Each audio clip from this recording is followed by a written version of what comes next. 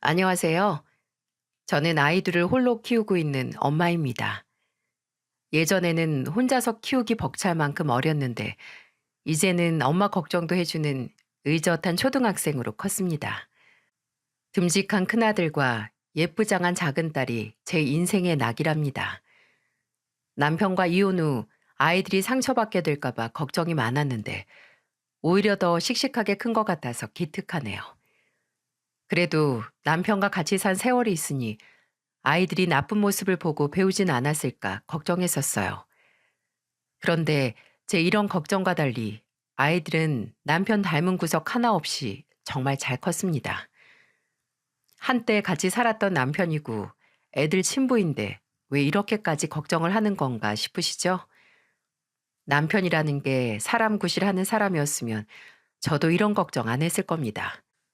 집안의 가장이 돈만 벌어오면 되는 거 아니냐면서 집안에서는 완전 개차반이었어요. 가장 무서운 게 늦바람 드는 일이라고 하던데 제 남편이 딱 늦바람 나서 처자식 전부 버렸던 놈이에요. 저도 체감해 보니 늦바람이 이런 거구나 싶더라고요. 남편 늦바람 났을 때 떠올려 보면 아주 눈에 뵈는 게 없더라고요. 저는 남편과 결혼 생활 동안 가정을 위해서 성실하게 살았어요. 정말 주변에서도 저처럼 살면 나라에서 상 줘야 한다면서 말들도 많이 해줬습니다. 제가 평범하게 살았다면 이런 말들도 못 들어봤을 거예요. 남들은 시부모 모시고 사는 것도 힘들다고 하는데 저는 남편의 친할머님을 모시고 살았어요. 어쩔 수 없었던 게 남편 집안 사정이 조금 복잡했거든요. 남편은 시부모가 이혼하면서 시부와 할머니 세 식구 살고 있었는데 시부가 갑자기 사고를 당해서 세상을 떠났다고 했습니다. 사실상 시부모는 이혼 후 왕래를 안 하고 살아서 시부가 떠난 후에도 남편은 시모를 한 번도 못 봤다고 하더군요. 그래서 할머님이 남편을 키웠다는 말이 더 어울릴 만큼 혼자서 남편을 키워내셨어요. 할머님의 지극정성을 받고 자란 남편은 대기업에 입사도 할 만큼 번듯하게 자랐습니다. 지금은 돌아가셨지만 살아생전에 남편이 대기업에 입사하던 날이 제일 가슴 벅찬 날이었다고 하셨어요.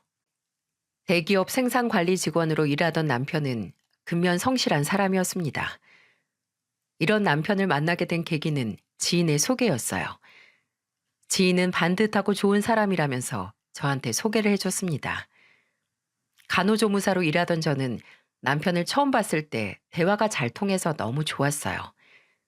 저는 누굴 만나도 항상 대화가 잘 통하는 게 중요하다고 생각했거든요. 게다가 제가 간호조무사로 일해서 그런지 어른을 공경할 줄 아는 남편의 모습이 제일 마음에 들었습니다. 요즘 시대에 부모도 배신하는 세상에 자기를 키워준 할머님을 끝까지 모시려는 남편의 모습이 제 눈에는 다른 사람과 달라 보였죠. 제가 남편을 처음 만났을 때가 30 초반이었는데 그때는 할머님도 연세가 많으신 편이었습니다. 그래서 남편은 퇴근 후 바로 집에 계시는 할머님을 살피러 가기 바빴어요. 아무래도 남편과 할머님 단 두 식구뿐이니까 평일 주말 할 것 없이 바쁜 남편을 이해해 주는 거 말고는 제가 할 수 있는 게 없었습니다.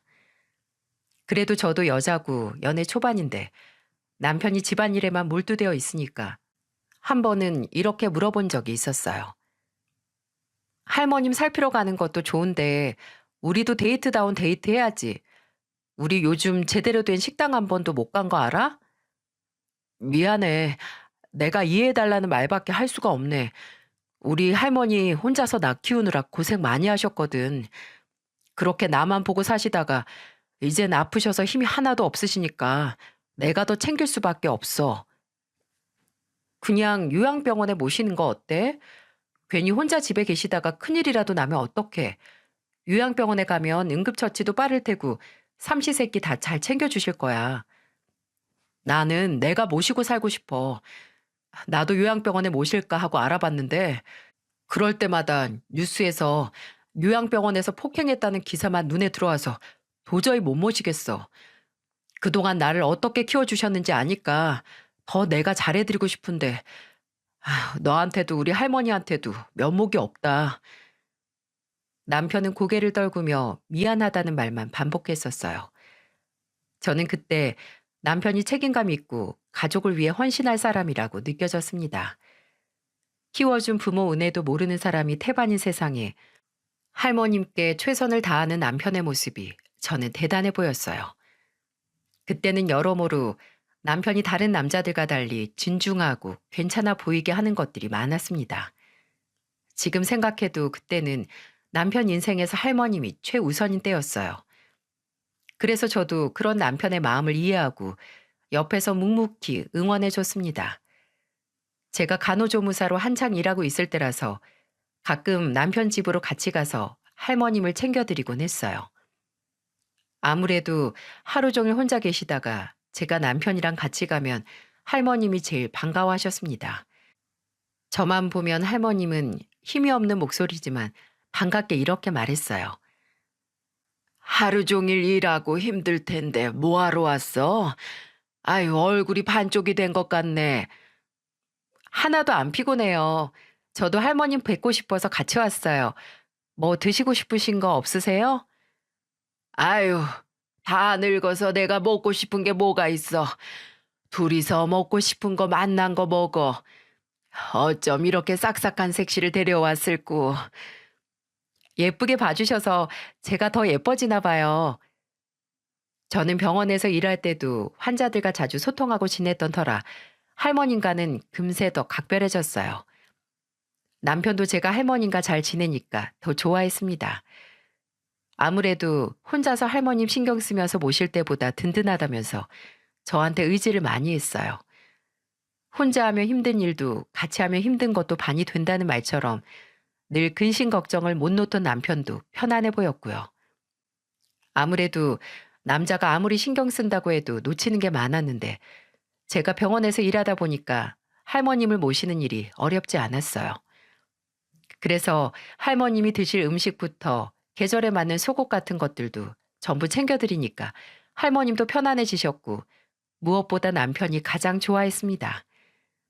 저도 친부모님의 이혼으로 아버지와 남동생 세 식구 살았던 기억 때문인지 할머님이 혼자서 남편을 얼마나 힘들게 키우셨을지 알 것 같았어요. 아버지가 어릴 때 저희 남편 혼자서 키우느라 참 고생 많이 하셨는데 연세가 많으셨던 할머님은 얼마나 고생이 많으셨을까 싶었거든요. 그렇게 남편과 같이 할머님도 챙기며 서로를 신뢰를 쌓아갔고 자연스럽게 결혼 이야기까지 이어졌습니다. 연애하는 동안 남편의 한결같은 효심과 성실함을 보고 결혼을 결심하게 됐죠. 제가 남편과 결혼한다는 소식을 전했을 때 가장 좋아하던 분이 할머님이셨습니다. 아직도 그 얼굴이 너무 생생하네요. 그런데 남편과 본격적으로 결혼에 대해 의논을 시작했을 때 남편이 진지한 목소리로 저한테 말했어요. 이런 말 어떻게 생각할지 모르겠는데 우리 할머니 모시고 같이 사는 건 어떻게 생각해? 난 할머니랑 살아본 적이 없어서 힘들지 않을까? 내가 옆에서 많이 도와줄게. 그리고 할머니도 그동안 정이 들어서 같이 살자고 하면 좋아하실 것 같은데 한번 진지하게 생각해주면 안 될까? 저는 남편의 말을 듣고 오래 고민하게 됐어요.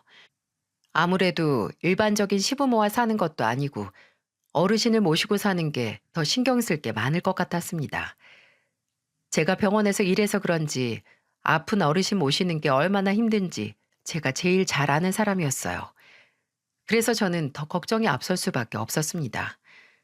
아마 결혼 전에 제가 가장 고민하던 부분이 할머님을 모시고 사는 문제를 어떻게 결정할까를 가장 많이 고민했던 것 같네요. 아무래도 잠깐 들려서 챙겨드리는 거랑 다르게 같이 사는 건 완전 다른 문제니까요. 그런데 워낙 남편이 할머님을 끔찍하게 생각했고 너무 마음 쇠하니까 따로 살아도 계속 왔다 갔다 하게 될 것 같아서 저는 모시고 살자는 쪽으로 의견을 맞췄습니다. 남편은 제 결정에 고맙다면서 앞으로 잘하겠다면서 서로 부둥켜 안고 기뻐했어요. 할머님도 같이 살자는 저와 남편의 제안에 눈물을 흘리셨고요. 그렇게 제 결혼식 당일이 됐습니다. 저는 너무 힘드시면 오지 않으셔도 된다고 말씀드렸지만 할머님은 꼭 결혼식을 두 눈으로 보고 싶다고 하셔서 결혼식까지 직접 오셨습니다.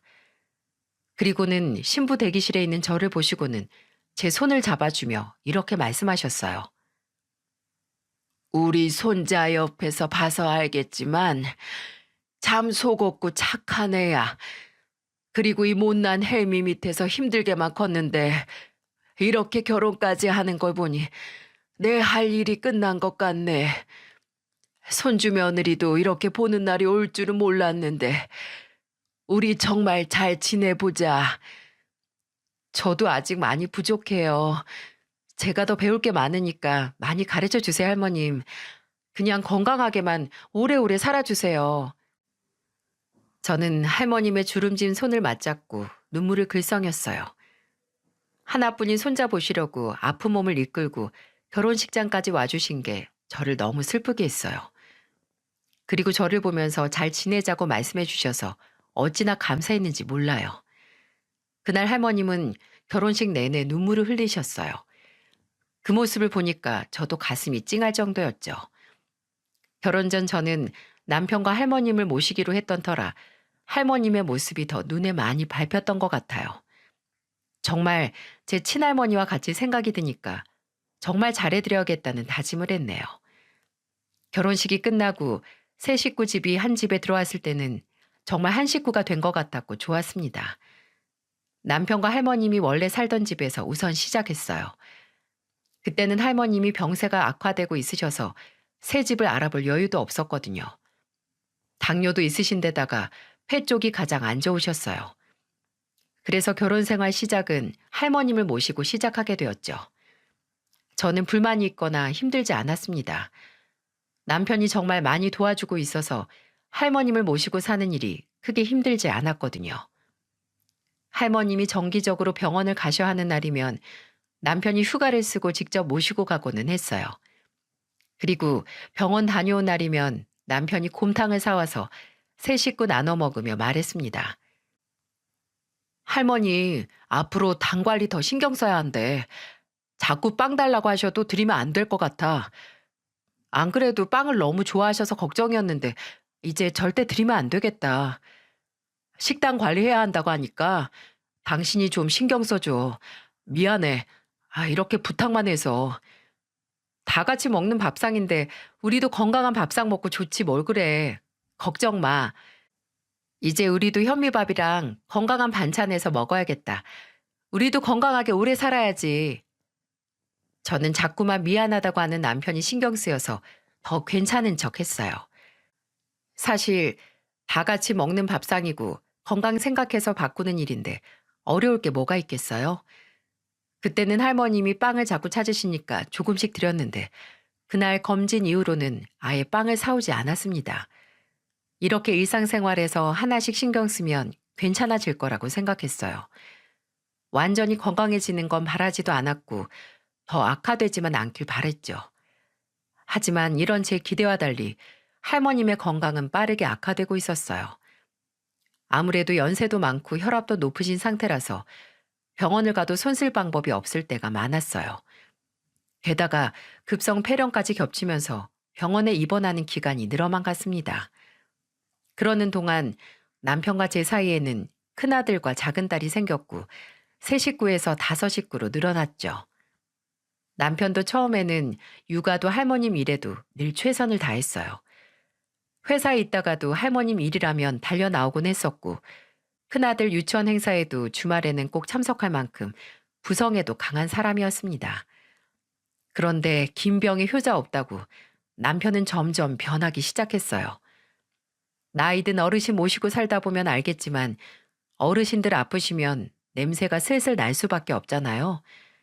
할머님이 점점 병세가 깊어질수록 자주 병원에 다니기 시작하자 남편은 지쳐가기 시작했습니다. 정말 남편 같은 사람이 변할 거라고는 상상도 못했어요. 결혼 전부터 홀로 할머니를 극진히 모셨던 사람인데 할머님이 병원에서 입원 후 퇴원이라도 하는 날에는 남편 눈치를 볼 정도였죠.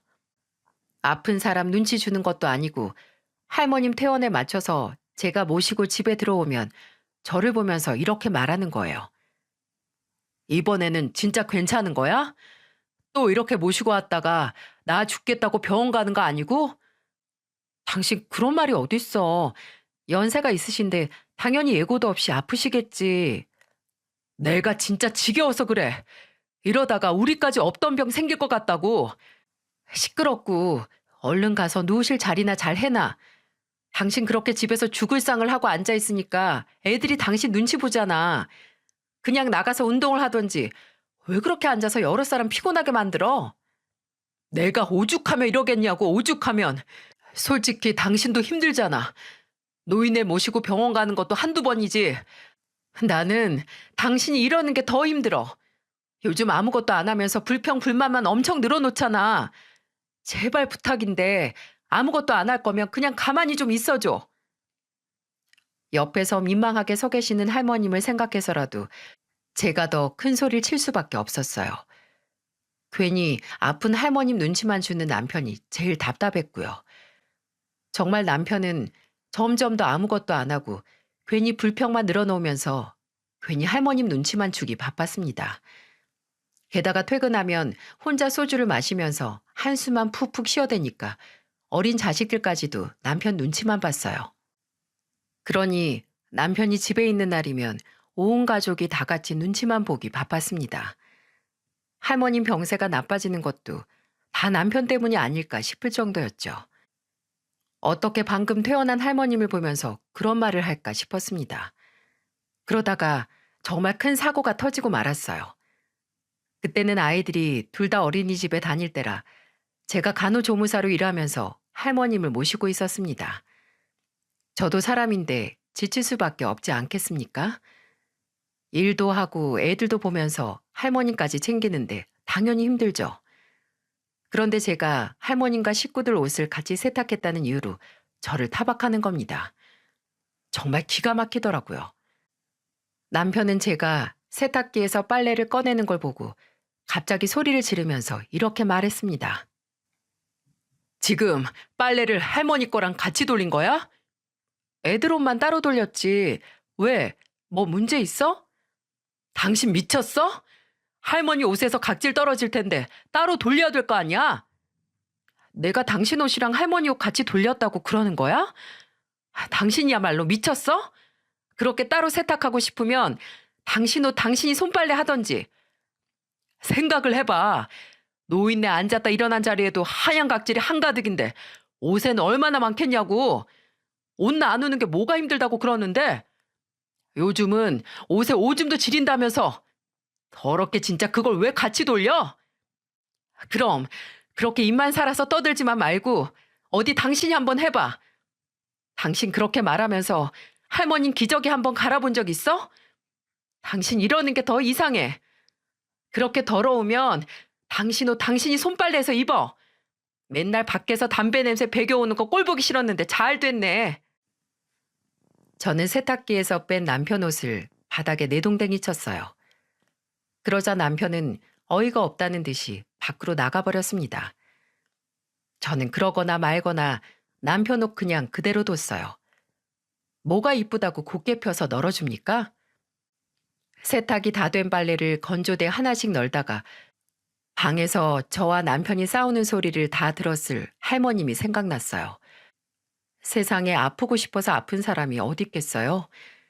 그리고 결국 나이 들면 누구나 다 한 번씩 겪을 일인데 저렇게 돌변하는 남편이 더 이해가 안 갔습니다. 그래서 저는 뒷정리를 하고 할머님 방으로 가서 할머님을 살폈어요. 그런데 힘없이 누워 계시던 할머님이 혼자 우식이라도 하셨는지 베개가 축축하게 젖어 있는 걸 보게 되었어요. 그걸 본 제 마음이 다 찢어지는 것 같았네요. 저는 슬며시 할머님 침대 옆으로 가서 앉았습니다.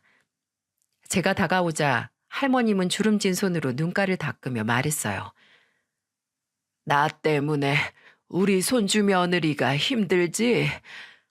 하나도 안 힘들어요.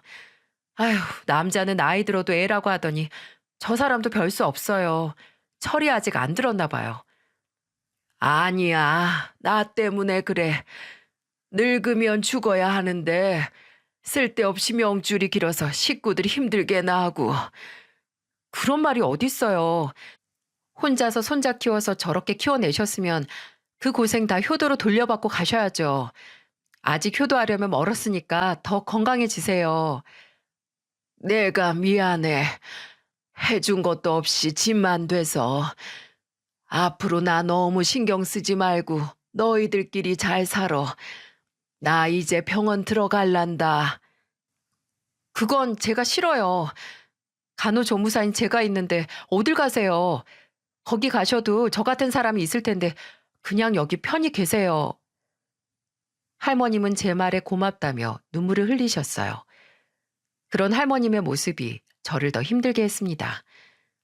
정말 제가 할 수만 있다면 제가 가진 기력이라도 나눠드리고 싶을 정도였습니다. 병원에 가는 날이 늘어갈수록 할머님은 점점 대소변 실수를 하는 횟수도 늘었어요. 여자는 나이가 들어도 평생 여자라는데 할머님은 실수를 할 때마다 힘없는 눈으로 눈물만 흘리셨습니다. 대소변 실수까지 한 스스로를 자책하듯 입을 꾹 다물고는 저만 바라보셨어요. 저는 그때마다 할머님이 민망해 하실까봐 되려 더 별일 아니라는 듯 말을 해도 한동안 입을 다물고는 아무런 말씀을 하지 않으셨어요. 저는 그런 할머님의 모습이 더 가슴 아팠고요. 그러니 이런 상황에서 변해가는 남편의 모습이 할머님한테는 더 스트레스였던 거예요. 할머님의 병세가 심해질수록 남편의 태도는 점점 더 안 좋아졌어요. 같이 밥을 먹는 일도 살얼음판 위에 있는 것처럼 힘들어지기만 했고요. 할 수 있다면 방에서 나오지 말라고 하고 남편한테 식판에 밥 담아주고 싶을 정도였다니까요. 제가 이렇게까지 화내는 이유는 밥상에서 꼭 할 소리 못할 소리 구분 못하고 떠드는 남편 때문이었어요.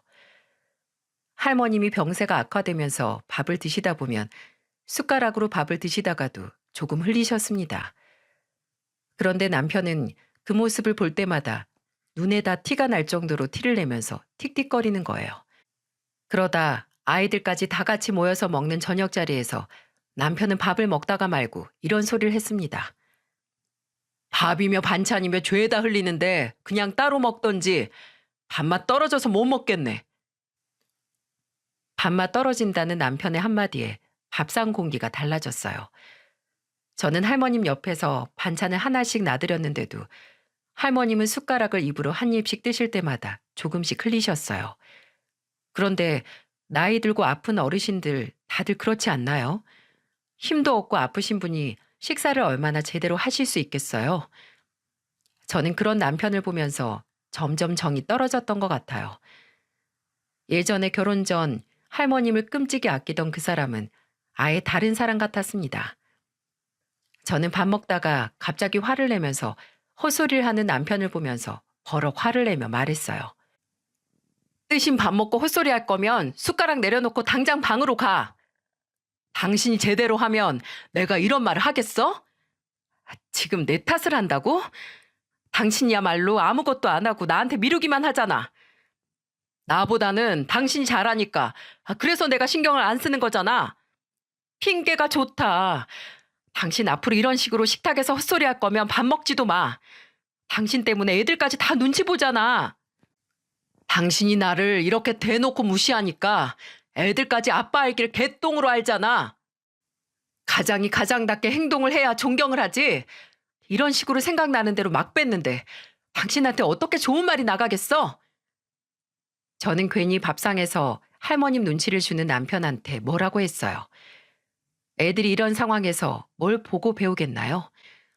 아빠라는 사람이 입만 열면 노인네라는 말을 달고 살면서 불평불만만 늘어놓는데 제가 다 민망할 정도였습니다.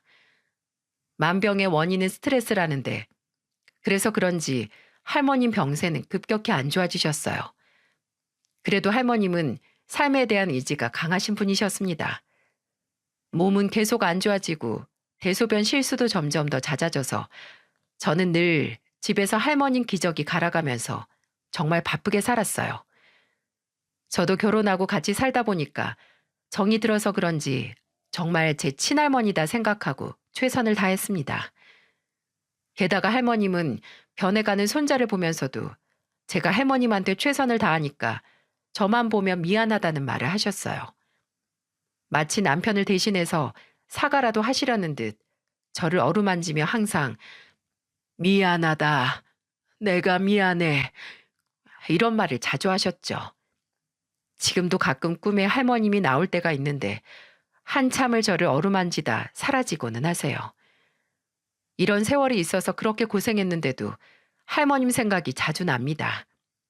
매일같이 퇴근하고 집에 온 남편과 지지고 볶고 하면서 지냈는데 어느 날부터인가 남편이 집에 들어오는 시간이 늦어지고 있었어요. 처음에는 회식을 하다가 늦었다고 하기도 했고 한 번은 아예 전화가 꺼져 있었어요.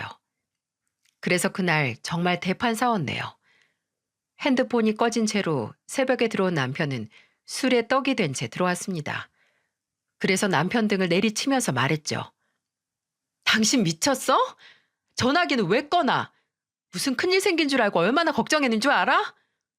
아, 시끄러워. 그만 좀 해. 집구석을 봐. 내가 집에 들어오고 싶겠어? 나는 뭐 당신 보고 싶어서 집에서 마냥 기다리는 줄 알아? 집에서 기다릴 식구들 생각은 안 하냐고. 남자는 여자하기 나름이랬어. 내가 이렇게 된 거 다 당신 탓이야. 나 원래 이렇게 이기적인 사람 아니었어. 그러니까 앞으로 무슨 일이 생겨도 내 탓하지 마. 지금 당신 이 꼴 보는 것보다 더한 일이 생긴다고? 진짜 지구 종말 아니고서야 코웃음도 안 나오겠다. 내가 당신한테 이렇게 말하는 것도 당신 탓이니까 다 견뎌내. 적반하장으로 본인이 세상에서 제일 피해자인 척하는 남편이 너무 꼴보기 싫었어요. 그러면서 앞으로 무슨 일이 벌어져도 자기 탓하지 말라니 이게 말이 되나요? 할머님 병세가 악화되고 있는 와중에도 이러니까 정말 골머리 썩는 줄 알았어요. 저는 이렇게 힘든 와중에도 끝까지 할머님 곁을 지켰습니다. 왜냐하면 힘이 없던 할머님이 아이들만 보면 웃곤 하셨거든요. 집안에 아이가 있으면 분위기가 달라진다고 하는데 팍팍했던 일상의 아이들은 한 줄기 빛이었어요. 아이들이 그래도 얼마나 반듯하게 자랐는지 어버이날에 카네이션을 만들면 꼭 3개씩 만들어 올 정도였습니다. 저와 남편한테 하나씩 주고 하나는 할머님 손에 쥐어줬어요. 그 모습을 보면 제가 다 뿌듯했어요. 10년째 살다 보니까 아이들도 초등학교에 다닐 만큼 컸고 특히 큰아들은 가끔씩 제가 저녁 차리는 걸 도와줄 만큼 의젓하게 자랐답니다. 아이들이 아빠 안 닮아서 다행인 것 같아요. 그렇게 10년을 애들 키우며 할머니 모시면서 고군분투했네요. 저도 그 사이 참 많이 늙어 있었죠. 원래 고생할 팔자였는지 힘든 일이 끊이질 않았어요. 제가 결혼 생활 10년 동안 성실한 남편을 봤던 건 1년도 채 되지 않았어요. 정말 지긋지긋하다 싶을 쯤에 남편은 저한테 뒤통수를 제대로 쳤습니다. 지금 생각해도 어이가 없네요. 글쎄, 가정에 한 번도 성실한 적 없던 남편이 저한테 이혼하자면서 이혼 서류를 내민 겁니다. 그리고는 당당하게 이렇게 말했어요. 10년 살았으면 살 만큼 살았어. 이혼하자. 뭐? 지금 당신이 이게 당신이 할 소리야? 누구 맘대로 이혼이야? 아, 부려먹을 만큼 부려먹었다 이거야? 지금 장난해? 그럼 어쩌겠어. 나는 이제 당신이 여자로도 안 보여. 그냥 식모 같아. 그런데 어떻게 더 살겠니? 나는 의리로 살기 싫어. 여자처럼 생각하고 품어줄 수 있는 사람이랑 살고 싶다고. 나는 당신이 그냥 장군 같아. 억척스러운 아줌마 같다고. 내가 아줌마 되고 싶어서 아줌마 됐어? 이거 다 당신 만나서 이렇게 된 거 아니야? 당신 그렇게 할머님 혼자 못 두겠다면서 모시자고 하더니 할머님 제대로 한번 챙겨본 적 있어? 그러니까 이제 요양원으로 보내자고. 당신도 나도 할 만큼 했고 나는 이제 더는 못 모셔. 할머님 그동안 죽을 고비를 몇 번이나 넘기셨는지 알아? 그때마다 애들이랑 우리 보면서 버티신 거야. 그런데도 그런 소리가 나와? 진짜 당신 그러고도 사람이야? 아, 그럼 요양원으로 가야 적당히 살다가 돌아가시겠네. 노인네가 쓸데없이 오래 사니까 머리만 아프지. 이 정도면 오래 살았잖아. 당신 그 입 못 다물어? 당신이야말로 정신 나갔네. 그러니까 이혼하자고. 나는 정말 이 집 구석이 진짜 지긋지긋해. 그러니까 때려쳐! 야, 이 쓰레기야! 저는 남편한테 눈에 보이는 대로 집어던졌어요. 남편은 그때 제가 던지는 걸 손으로 겨우 막다가 집을 나가버렸습니다. 10년을 가정에 헌신했던 저한테 어떻게 이런 소리를 할 수 있을까요? 정말 지난 세월이 허망하고 기가 막혀서 남편이란 사람이 남처럼 느껴졌습니다. 같이 의지하며 이겨내자던 남편은 사라지고 저를 비난하는 남편만 남아있다니. 정말 하늘이 저한테 왜 이런 현실을 보여주나 믿기지 않았어요. 그런데 집안에서 싸움이 나니까 할머니과 아이들이 모를 수가 없었습니다. 그날 아이들도 신경 못 쓸 만큼 한 인간으로서 아이 무너져 내렸어요. 그런데 할머님이 방에서 기어 나오시더니 제 등을 어루만지셨습니다. 그리고 저를 보며 말했어요. 내가 미안하다, 희수가. 내가 늙으면 죽어야 하는데 너무 오래 살았어. 너 할 만큼 했어. 나 요양원에 보내주고 이제 네 인생 살아. 할머님이 왜 그런 말씀을 하세요? 아니에요. 저는 이렇게 사는 거 아무런 불만 없어요.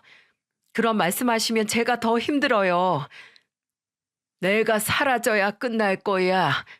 나도 이제는 손자놈이 저렇게 변하는 거 보는 게 힘들어서 그래. 그러니까 나 요양원 보내줘. 부탁할게. 진정하세요. 혈압 조심하셔야 하는데 얼른 들어가서 쉬세요. 저 정말 괜찮아요. 죄송해요. 제가 다시 얘기해 볼게요. 할머님이 아픈 몸으로 저를 어루만지면서 우시는데 갑자기 쓰러지시기라도 할까봐 더 울고만 있을 수도 없었어요. 그래서 저는 할머님을 다시 부축해서 방에 눕혀드렸습니다. 저는 그때까지도 할머님을 요양원에 모실 생각이 없었어요. 살면 얼마나 더 사신다고 요양원에 모시겠나 싶은 생각이었거든요. 그저 저희 곁에서 조금이라도 더 아이들 얼굴 보면서 지내길 바랬어요. 그래야 마지막 생에 좋은 기억이라도 남기고 가실 것 같았거든요. 그리고 제가 아무래도 병원에서 일하다 보니까 할머님 병간호는 자신 있었어요. 그런데 가장 문제가 남편이었죠. 정말 갑자기 이혼을 하자는 남편 제안이 이해가 안 갔습니다. 그동안 할머니 문제로 자주 싸워서 정말 그런 문제인가 싶었어요. 그래도 본인을 키워주신 할머님인데 힘들다고 이렇게까지 나올 일인가 의문이었습니다. 저는 이 답답한 마음을 남동생에게 털어놨어요. 아무리 친한 친구여도 제 얼굴에 침뱉기 같아서 잘 안 나오고 의지할 곳이라고는 남동생밖에 없었습니다. 그래서 저는 남동생한테 전화해서 다 털어놨어요. 그러자 남동생은 저한테 이렇게 말하더군요. 갑자기 이혼하자는 거 너무 이상한데? 누나, 매형 여자 있는 거 아니야? 여자? 그런 낌새는 전혀 모르겠는데? 누가 바람을 대놓고 피워? 다 몰래 피고 있으니까 바람이라고 하지. 내가 다 알아볼게. 네가 어떻게 알아보려고? 너 회사 다녀서 바쁠 텐데 괜히 신경 쓰지 마. 아니야. 내 친구도 와이프가 바람나서 심부름센터에 부탁해서 뒷조사하고 증거 잡아서 이혼했대. 내가 그 친구한테 물어보고 한번 의뢰해 볼게. 저는 남동생의 제안에 그렇게 해달라며 부탁했어요. 남동생은 정말로 친구가 의뢰했던 심부름센터에 부탁해서 남편 뒷조사를 시작했어요. 저는 결과가 나오길 초조하게 기다렸습니다. 아무것도 모르는 아이들과 할머님을 책임지는 건 오로지 저뿐이었어요. 집 나간 남편은 연락도 없었고 저 혼자서 집안을 책임지고 있었습니다. 정말 일과 가정을 모두 혼자 끌어가는 건 어렵기만 했네요. 그래도 아이들이 초등학교를 다녀서 조금 수월했지만 아직 챙길 게 많을 나이였죠. 그렇게 2주가 흘렀고 저는 설마 했던 현실을 마주하게 됐습니다. 진짜 기가 막혔어요. 그렇게 효자인 척하고 다니던 남편은 같은 회사에 7살이나 어린 상가녀가 있더라고요. 이런 현실이나 보자고 열심히 살았던 건 아닌데 진짜 말문이 막힌다는 게 이런 거구나 싶었습니다. 더 끔찍했던 건 그 여자가 임신 4개월이었다는 거예요. 같은 회사 다니는 공장 직원이랑 눈 맞아서 바람 난 것도 모자라 임신까지 했던 겁니다. 정말 어이가 없는데 사진으로 직접 확인하고 나니까 진짜 황당했어요. 사진만 보면 아주 신혼부부가 따로 없더라고요. 둘이 만난 지 1년이나 됐는지 둘만의 기념일을 챙기는 사진도 있었고요. 저한테는 결혼 후 작은 꽃 한 번 준 적 없는데 상간녀한테는 꽃다발을 주는 사진도 있더군요. 그리고는 아주 상간녀가 사는 오피스텔을 제 집 드나들듯이 다니는 사진이 한가득이었어요. 아이들 옷이나 간식도 안 사던 사람이 그 집에는 빈손으로 가는 사진이 없던데요. 남자들은 바람나면 사람이 다들 이렇게 돌변하나요?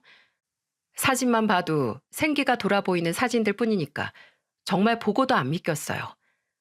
지난 세월이 억울해서 눈물이 났고 저는 할머님과 아이들이 있는 것도 잊은 채로 주방에서 눈물을 쏟았습니다. 정말 제 현실이 기가 막혀서 욕도 안 나오고 눈물만 나더라고요. 그런데 제가 너무 서럽게 울고 있으니까 아이들과 할머님이 주방으로 오는 인기척이 들렸습니다. 저는 아이들이 볼까봐 사진을 치우려고 했어요. 그런데 큰아들은 이미 사진을 들고는 상간녀와 다정하게 웃는 남편 사진을 본 겁니다. 저는 너무 놀라서 큰아들 손에 있는 사진을 뺐으며 말했습니다. 아들, 아니야. 그런 거 아니야. 엄마 이리 줘. 아니긴 뭐가 아니야. 아빠 나빠. 엄마 울지 마. 큰아들과 작은딸은 저를 부둥켜 안고 울었어요. 저는 두 아이들을 품에 안고서 눈물을 왈칵 쏟아냈네요.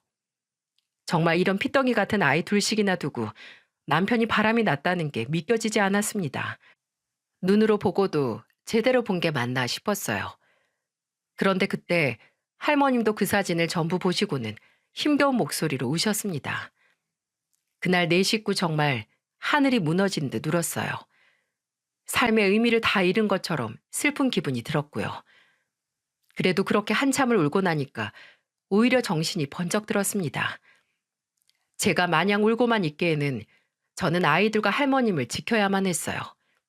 그래서 저는 정말 결심했습니다. 내가 할 수 있는 모든 걸 걸고 박살을 내겠다고요. 제게 사진을 보내던 남동생이 저한테 걱정 가득한 목소리로 전화를 했어요. 저는 소송하고 이혼을 결심했다고 말하니까 남동생이 이렇게 말했습니다. 매형 대기업인데 회사에라도 퍼뜨려. 공장 직원이랑 둘이 같은 회사에서 바람 났다고 올리면 회사도 제대로 못 다닐걸? 그래야겠어. 나 이대로는 억울해서 못 살아. 애들까지 알아버린 이상 두 년놈들 만난 회사에 발도 못 들이게 할 거야. 저와 남동생은 복수를 결심했어요. 여자가 한을 품으면 온유월에도 서리가 내린다고 이대로 곱게 이혼만 해줄 수 없었습니다. 그래서 저는 이혼 소송도 걸고 상간녀한테 위자료 소송, 거기에 재산 분할까지 제가 할 수 있는 법적 대응을 시작했어요. 그리고는 남편과 상간녀 신상과 바람핀 내용이 있는 글을 사내 익명 게시판에 올렸습니다. 생산팀 모 과장, 생산 라인 땡땡 직원과 1년째 부적절한 관계 갖다가 임신해서 본처한테 이혼 요구한 파렴치한 사람입니다. 본처가 아픈 할머니까지 모시고 산 세월이 10년인데 1년 만난 상간녀랑 살겠다며 가정 버린 파렴치한 인간 회사 못 다니게 해주세요. 저는 이런 글을 올리고 회사로 갔어요. 그리고는 이미 익명 게시판에 올라온 글로 떠들썩한데 제가 회사까지 나타났으니까 그야말로 회사가 발칵 뒤집힌 거예요. 저는 회사를 찾아가서 이렇게 소리쳤어요. 야, 박현수가 어딨어? 멀쩡한 가정 파탄 내고 너는 뻔뻔하게 잘 살 줄 알았어? 둘 다 당장 안 나와? 직원들이 저를 쳐다봐도 전혀 부끄럽지 않았어요. 오히려 저를 쳐다볼수록 더 많은 사람이 남편의 외도를 알게 된 것 같아 기쁘기까지 했습니다. 정말 그렇게라도 복수를 하고 싶은 마음이었어요. 이렇게 안 했으면 저는 열받아서 잠도 못 자고 화병으로 단명할 것 같아요. 결국 그날 저는 회사 보안팀에 의해 두 사람을 만나지 못했지만 회사에는 정확히 알렸죠. 남편은 제가 보안팀 직원과 이런저런 얘기를 할 때 나타나서 저를 미친 여자 취급을 했지만 제가 미리 챙겨온 사진을 보여주자 오히려 보안팀 직원은 기가 막혀 했습니다. 세상에 상간녀랑 바람난 것도 모자라서 저를 미친 여자 취급까지 하다니 어이가 없지 않습니까? 그래도 제가 했던 복수는 상당했어요. 워낙 직원들이 많아서 그런지 소문은 삽시간에 퍼졌고 두 사람은 제대로 회사 생활을 할 수가 없을 정도였습니다. 두 사람이 정신 없을 때 저는 온갖 소송을 다 걸었어요. 그리고 정말 받을 거 다 받아내고 깔끔하게 이혼하는데 성공했고요. 하나 안타까운 건 제가 이혼을 하자마자 남편은 할머님을 바로 요양원으로 모셨어요. 그리고는 여자한테 미쳐서 면회도 한 달에 한 번 겨우 가는 정도였습니다. 그것도 겨우 10분만 보고 가는 정도라는 거예요. 제가 아이들 데리고 한 번씩 가면 그곳에 계시는 요양보호사 선생님께서 저를 보며 이런 말을 하세요. 할머님이 점점 정신을 놓으시는데 손주 며느리 얘기를 그렇게 자주 하세요. 그러다 정신 돌아오시면 헌신이 아니라 자기한테 희생한 손주 며느리라고 울기도 하시고요. 이렇게 다녀가시면 할머님이 한동안 즐거워하세요. 잘 좀 부탁드릴게요. 제가 그동안 별로 해드린 것도 없는데 저랑 오래 지내서 저를 많이 좋아해 주셨어요. 솔직히 손자분 오시면 10분도 아니고 그냥 가세요. 할머님 눈도 제대로 안 봐주시고요. 요양원에 갈 때마다 할머님은 그곳에서 나온 간식을 챙겨 드셨다가 아이들이 아니라 저를 주곤 했어요. 그러면서 저만 먹으라며 당부를 하셨죠. 연세가 많아지면서 치매기도 점점 오실 정도였는데도 저와 아이들은 또렷하게 기억하셨어요. 그래도 저는 이혼했어도 할머님은 최선을 다해서 챙겼습니다. 물심양면으로 제가 해드릴 건 자주 뵙고 챙겨드리는 일뿐이었죠. 그러다가 한 번은 할머님이 또렷한 정신으로 제 손을 잡으며 말씀하셨어요. 이거 받아. 얼마 안 되는데 6천만 원 들어있어. 내가 너한테 줄게 이것뿐이야. 아니, 이걸 왜 저를 주세요? 얼른 건강해져서 할머님이 다 쓰셔야죠. 네가 나 때문에 고생 많았잖아. 그러니까 꼭 네가 다 써. 내가 주는 용돈이야. 나는 너랑 아이들 더 못 보는 게 한이야, 한. 이제는 그냥 편하게 눈 감고 싶어. 그동안 정말 고마웠어. 다음 생에는 내 딸로 태어나. 내가 너한테 받은 사랑 전부 다 갚아줄게. 저는 할머님의 말에 둘이서 정말 펑펑 울었네요. 할머님의 주름진 손은 이미 거칠어져 있었고 야윈 얼굴에 눈꺼풀도 쳐져서 눈을 뜨기도 힘들어 보일 정도였습니다. 그렇게 본인 숨이 꺼져가는 와중에도 손주 며느리 고생했다고 통장을 쥐어주는 모습을 보니까 제가 참 마음이 아팠습니다. 그렇게 할머님은 한 달 뒤 세상을 떠나셨어요. 죽음을 직감하셨는지 미리 저한테 통장을 챙겨주셨던 것 같아요. 저는 그래도 마지막에 요양원에 모시긴 했지만 끝까지 잘 챙겨드려서 죄책감은 조금 덜었습니다. 그리고 차려진 할머님 장례식에 가보니까 상간녀는 안 보였어요. 남편만 와서 뚱한 얼굴로 있더라고요. 참 저런 것도 손자라고 와 있는 걸 보니까 어이가 없었습니다. 할머님이 부디 저 얼굴을 보지 않고 편히 쉬시길 바랬어요. 아이들은 장례식장에 와서 절만 하고 먼저 보냈습니다. 남동생이 같이 와줘서 아이들을 먼저 보낼 수 있었어요. 애들도 이혼 후 아빠를 찾거나 하지도 않았고요. 어렴풋이 알고 있는지 아빠라는 말만 들어도 정색을 하더군요.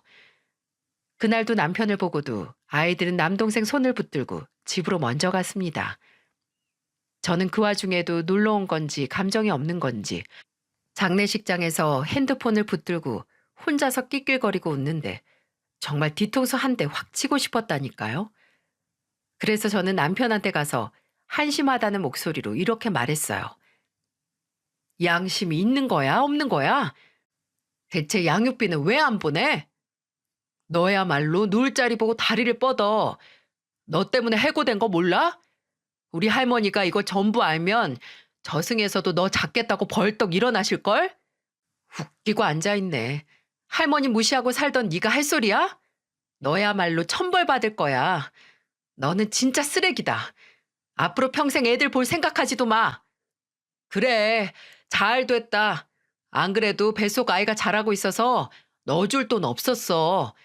누구와는 다르게 아주 교양있고 예쁜 딸 낳고 남편 섬기면서 잘 살아줄 것 같아서 너 같은 거 생각도 안 나. 남편을 섬겨? 진짜 어이가 없다. 안 되겠다. 너 법원에서 매달 60만 원씩 지급하라고 한 거 다 보내. 그리고 지금까지 밀린 양육비도 전부 안 보내면 네 통장 가압류할 거고 법적으로 네 신상 인터넷에 전부 공개하게 할 거야. 아주 각오해. 내가 너 아주 매장을 시킬 거니까. 저는 장례식이 끝나고 전 남편한테 양육비 미지급 소송까지 걸었어요.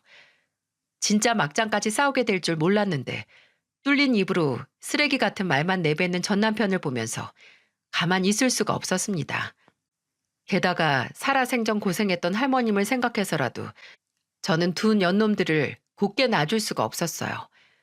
정말 신이 있다면 저 두 사람에게 천벌을 내려주길 빌었습니다. 그런데 제가 굳이 복수하려 하지 않아도 두 사람 사이는 금이 가고 있었나 봅니다. 6개월 뒤 저는 경악할 소식을 듣게 됐어요. 바람 피는 것들은 뻔뻔해서 바람 피는 거라더니 살 길이 막히니까 더 뻔뻔해진 전 남편이 저한테 살려달라고 전화를 한 겁니다. 전 남편은 울먹이는 목소리로 이렇게 말했어요. 여보, 잠깐 나랑 얘기 좀 할 수 있을까?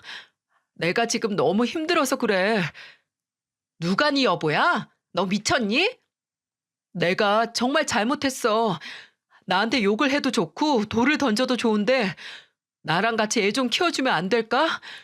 그 여자 애 놓고 도망갔어. 내가 일도 안 하고 백수로 있으니까 바로 도망간 거 있지. 딸랑 쪽지만 남겨두고 번호도 아예 다 바꾸고 사라졌어. 나 어떡해? 로미오와 줄리엣처럼 애틋할 땐 언제고 이제 와서? 그리고 내가 왜 네 애를 키워?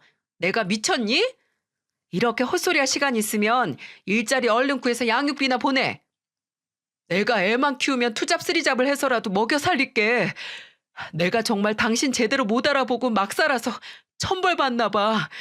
내가 진짜 잘못했어. 한 번만 봐줄 수 없을까? 이 사람이 진짜 미쳤나? 너 바람났던 사진 다시 보내줘? 나한테 전화해서 부탁하느니 그 여자 찾아 나서. 너는 우리 애들 아빠라는 게 안 믿기고 너 같은 건 이제 상종하기도 싫으니까 다시는 전화하지 말고. 그렇게 말하고 저는 전화를 끊어버렸어요. 어딜 감히 애를 키워달라고 전화를 합니까? 이렇게 뻔뻔하니까 처자식 다 버리고 바람이나 폈겠죠. 진짜 어이가 없었습니다. 옛말에 은혜를 아는 개가 배은망덕한 인간보다 낫다는 말 아시나요? 이 말 꼭 전 남편 같은 사람을 보고 하는 말 같네요. 전 남편 그놈은 정말 인간도 아닙니다. 할머님도 요양원에 버리듯이 맡기더니 아이도 결국 시설에 맡겼다고 하더군요. 애가 무슨 죄가 있겠어요? 정말 마음이 아픕니다. 제 아이들은 이제 건강하게 잘 크고 있어요. 지난 아픔 잊고 초등학교 다니면서 쑥쑥 크고 있죠. 아빠 닮은 구석은 요만큼도 안 보여요. 요즘 할머님 생각이 나서 사연을 쓰게 됐는데 저희 세 식구 잘 살고 있는 모습만 봐주셨으면 좋겠어요. 전 남편은 공사판을 전전하고 있다는데 정말 벌받았다고 생각해요. 이제는 앞으로 좋은 일만 있길 바라고 살고 있습니다. 할머님을 생각해서라도 잘 살아야죠. 제 긴 사연 들어주셔서 감사해요. 앞으로 아이들과 항상 씩씩하게 잘 살겠습니다.